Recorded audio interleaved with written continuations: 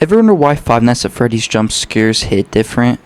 It's not just a loud noise and a scary face. We're diving deep into a masterful psychology behind FNAF's most terrifying moments, dissecting how sound, design, visual cues, and environmental dread are expertly woven together to manipulate your mind.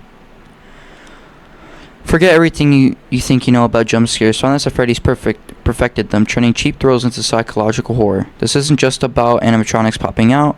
It's a meticulously crafted of anticipation, dread, and perfectly timed terror designed to exploit your deepest anxieties. We're breaking down exactly how FNAF plays with your mind to deliver unforgettable, heart-stopping moments. Remember that feeling, the sudden lurch, the sound, the pounding heart, the scream you didn't know you had in you? That's Five Nights at Freddy's jump scares. But what makes them so unequally effective? Even after all these years, why? I remember playing first Five Nights at Freddy's on my iPhone 6 when I was about 7 years old. And for a long time I've been obsessed with the fan games, the lore behind it, but I had a question always lingering. Why does the jump scare us? Now, even if it's a cheap, slow 2-frame animation with scary noises, why does it scare us? Well, we need to find other people's experiences and go into depth about some of the people's stories and why they're also scared. And then 2, we need to look at the animatronics themselves. So let's start looking at people's opinions on this. So right now we have a user, Goopy Goulash, from the r/Five Nights at Freddy's subreddit. So right now what you're seeing is his story. We're gonna read it. So it says, legit, I have the same issue with games. They're fun to watch other people play, but the second I open any of the games, I'm literally trembling. I suggest reading up on how to deal with each animatronic depending on what game you decide to play, figure out how to deal with the ops, help combat, then fear about being out of control, and the fear of the unknown. And it basically gives you signs of why it's stressful. So we got 1, a door is jammed. The light on the door doesn't work. You hear Foxy's footstep running. Freddy is on the nearest cam to your office. The power went out and the music is playing.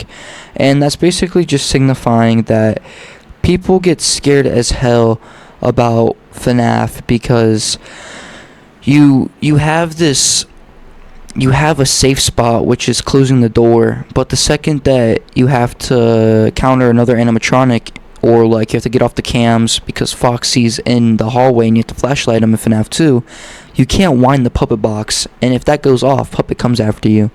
So it's more of you get more stressed out the longer the nights go, and that will further make your stress levels go up because it gets intensely harder each night.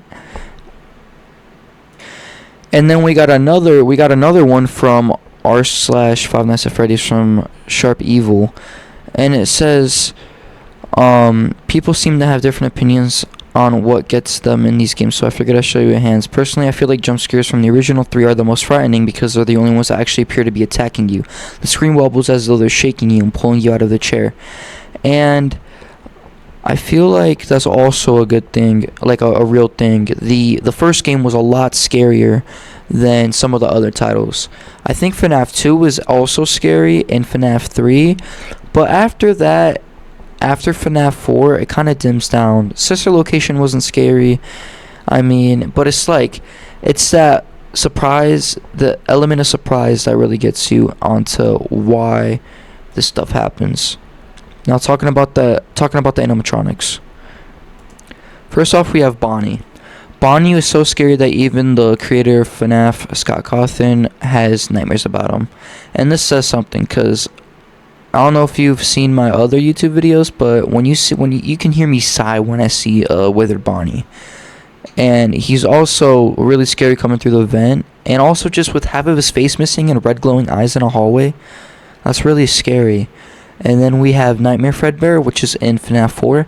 He is the epitome of why I did not go in the hallways when I was a little child. I promise you, I never went out in the hallways. Like, he is so scary. And then we have Foxy.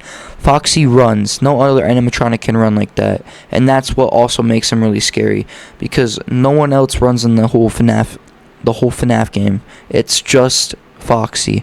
You have to keep up with him. You have to close the door in time. You have to shine a flashlight on him. And it's scary that he's a fox, and the way he looks is very unnerving.